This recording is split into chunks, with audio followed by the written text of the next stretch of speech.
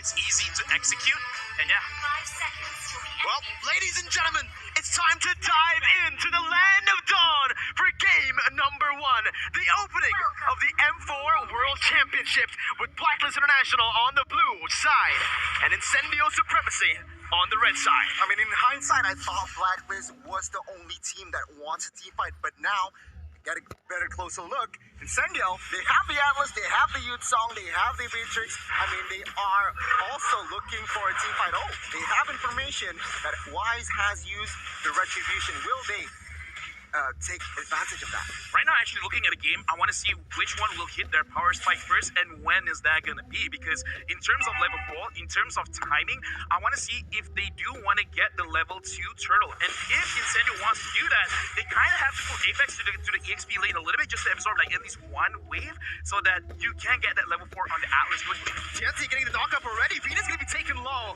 flickering out right now as Incendio had complete control of that mid lane. It is going to be the Lethal Wanderer, picked up by Wise, picks up the Fatal Links as well. Wise looking for a jump. Bring it back for the combo to come in to pick up first blood around Blacklist International. Strike first. Oh my god, Incendio, they're caught. Yeah, a good initiation from, of course, the Valentina Wise there. And yeah, they have to pay the price. Now, TNZ, taking down once, what do you think they'll follow? Rotations, they're gonna be late. Okay, in terms of rotations, Incendio, what they look like they were trying to do is they were trying to control mid and trying to transition that into the jungle. But Wise was right because at level 4, he basically has a different kind of dimension that you can't play the Valentina. And that's kind of a mistake because you already saw the Valentina first, then you chose to pick up the Atlas. But I like that Blacklist, they were playing like reactionaries, like, oh, you want to play in this area? Let's go, bro, I can do that too. Remember, the carry, he wants to farm as much as possible in the early game. But take a look at this space that Blacklist has created. It will be a free turtle in the first 2 minutes. They wasted no time, and that's the turtle slain by Secret Lab. You can already see it here. Blacklist International getting that early control. This is what we've been talking about. When they get to group up and when Oheb is able to clear his lane faster, they go and they group up in towards the mid lane. We're now Wise is going to try to take Rosa's ultimate here. Again, it's super flexible for Blacklist International, and they can control the tempo. There's no real need to look for any skirmishes, but they are going to be looking for something in the XP lane. Alien instantly with the Black Dragon form, canceling out the Divine Judgment and getting out. Yeah, right now, looking at how Blacklist is playing, I like that you brought up the tempo because this is what they are doing because they got Incendio in their mistake of the rotation in mid. So right now they're trying to force it out on the side lanes, trying to make it so that they're wasting their ults. And right now, looking at this kind of situation, they're just making it so that Incendio, they can't fight. Yeah, the way I see Incendio, they need to be careful. They cannot be driven by the tempo that Blacklist has established here. They need to find their own pace. They need to find their own tempo. Is Blacklist, take a look already. They are leading in rotations and as well as space. Perhaps the gang top side might occur here. See. We'll see. TMZ though jumps in. Perfect movement there from Haji to get out. And in that XP lane, like you mentioned, Alien's gonna be caught. Wise picks up the kill, and that's 2 on the board for the Filipino champions. Blacklist International now controlling that XP lane, and even the gold lane with the gank here. Sunshine gonna be picked off, and Incedio Supremacy currently are getting outclassed with Venus, getting brought back to the team. That's finally a trade back towards Incendio. I mean, take a look at the spells here. 2 petrifies with a lot of CC. Blacklist, they're ready to party, but take a look at TNZ. TNZ, right now, caught in the midst of it all right now. Edward's able to actually dish out so much damage. Wise picks up the orange buff. Alien jumps in with the damage as well, but Wise comes out, gets out with the Black Dragon form. Edward is not really going to be at risk of dying here unless that damage comes in. Edward looks for the Petrify, will fall to the hands of Rosa, and it gives that turtle control back to Incendio. Yeah. 2 things I do want to say because we brought it out where Blacklist, they've already won that small skirmish in mid and they transitioned to both the EXP as well as the goalie. So right now they're playing textbook, but they made a mistake where they tried to overcommit going into the jungle of Incendio, and they got to be careful. And speaking of careful, Sunshine has sat down. Yeah, sit down, boy. Again, the pickoff coming in. Chance's gonna be caught. Oh my goodness! It's a perfect combination of skills to punish Incendio. Genzi's still able to back off. Alien jumps in. A very good counter engage, but it's gonna be turned back around again.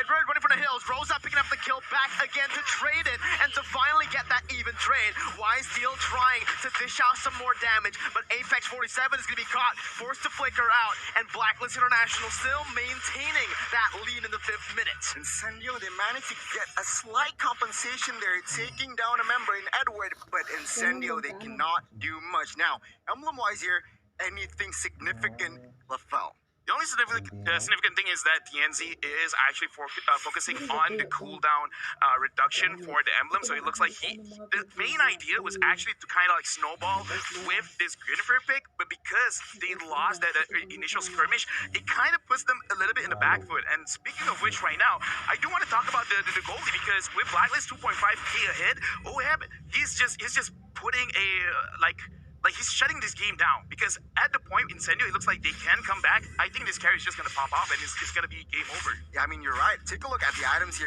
Talking about carry, DHS has built Corrosion Scythe is next, so expect a lot of movement speed, but take a look at the maneuvers in the mid side. A good offense, but a better defense, it seems like. Taking a look at the items as well. What do you see? Now, honestly, for me, it's very interesting that Alien, he's not really prioritizing on Spelldam just yet.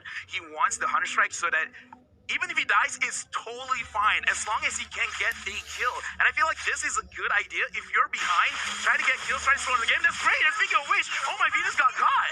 That's the pickup that Incendio wants to look for. They're looking for the skirmishes already, and Wise is forced to back up. We can already see the positioning coming in as Incendio tries to get that mid-control. Petrify with the final blow. Popped in by Edward. No real follow-up. Ah, he's gonna jump in for Apex. Finds the Bailey's onto 2 members. Edward right for the hills, getting dished out by the damage coming from Alien. As Sunshine gets the damage on towards Haji. Oh, half right for the hills. He's gonna fall, and it's a 3-4-0 for Incedio Supremacy.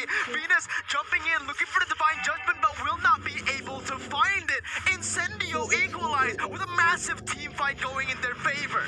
Amazing execution. Now, the turtle fight here. Oh my Venus still opening up the map, but it seems like the turtle will be comfortably taken by TNZ. No casualties earlier, but man, Incendio, what a response. Wow. Yeah, I just gotta say, right, because we see the shift in tempo. Yeah. Once we see they completed one item, one of their core items, they're like, yeah, let's fight it out. And I kind of feel like this is showing the growth of Incendio. It's like, we're not gonna force fights. We're gonna fight when we have the items, and TNZ goes in. What a read by TNZ. Just going full Chad mode there, jumping into the bush. But yeah, I like what you mentioned.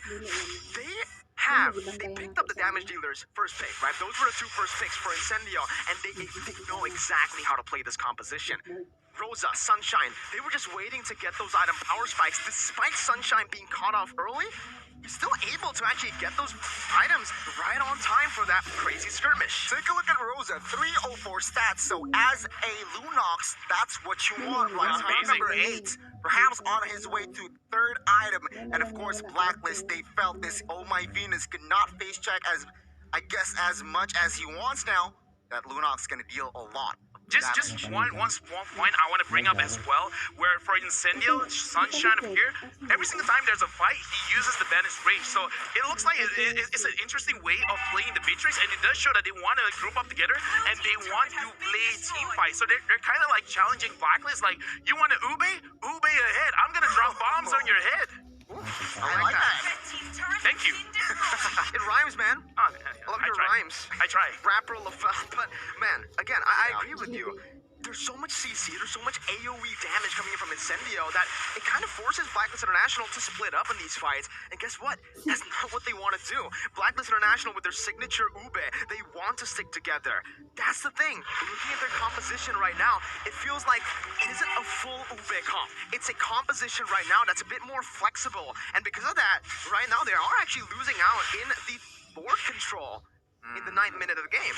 Take a look outside though. Alien, Black Dragon 4 popped here. 3-on-1. Not a good time there. Alien needs to go down 5v4. Perhaps now, with the space and man advantage, Blacklist might get this reload. Yeah, Blacklist right now, they're playing their own macro play. They're splitting up the map. They're trying to move like a 2-3 or a 1-4, trying to catch someone off guard and make it so that Incendio, you have a choice. Pick your poison right now. And speaking of which, TNZ is there in the middle, but so far it looks looks like not a big engage from Blacklist. You gotta understand, Blacklist International, sure, they have a man advantage, but what did they use? Resource-wise, they used 3 ultimates to pick off Alien, and right now, it's gonna be Blacklist International still going in for the Lord, is taken to a quarter of its health. Apex 47 trying to open up the map, jumps in with the Fatal Ace, jumps on it, gets the damage done with the Violent Requiem to follow it up. Damage gonna be taken low, Rosa jumps in, it's a double kill for Oheb, but Edward's caught in the midst. Rosa backing up, Incedio Supremacy have lost the fight, it's a 2-0, but practically a 3-0 if you count in the Lord for Blacklist. Blacklist knowing what they are doing, what they are best here towards the late game. They won the team fight, they got the Lord as well, and Incendio is going back to the drawing boards. Now they have to defend. But Fel, what do you see? Honestly, it was quite unfortunate because that was a very good setup by Apex 47, but it looks like Apex as well as TNC, they weren't on the same page, because if he actually knocks them up and gets that chain CC, it would have been great. Let's look at the instant replay to see a great engage by Apex, but look at where TNC lands. He did not hit the other 2 members, and because of that, they could not chain the CC. They couldn't actually put out the damage that they wanted to put out. So it's a small mistake, but at 11 minutes, it is a big mistake. Big shout out to Oheb, man. He practically just read Apex 47 like an open book. He moved back right on time, and to add on to that, even if he got caught, he still had that Purify. Yeah, I mean, he did not use that Purify, but now with the offense here, Blacklist will take all the tier 2s, munching on the mid, and will surely take the top side as well. The question is, how many base turrets will fall here?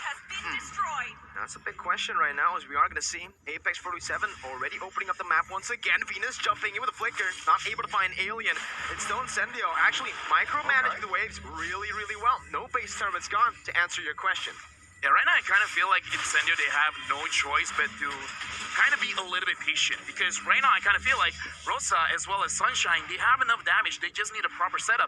And in terms of proper setup, you shouted out Oheb. If they can catch him, that's great, but it's easy to say it's not. But oh my Venus, it's all for them. That's all the damage popped in, and the backline's completely going to be obstructed here by Blacklist International. Oheb free hitting, his Alien's going to be bursted down. Oh my God, this is Kenji's the only man left standing. Blacklist International, they take no prisoners. They take Incendio Supremacy out with a wipeout, 5 for 2, and they look for the base to end the opener for the M4 World Championship, topping their group for now. Blacklist International strikes first. 12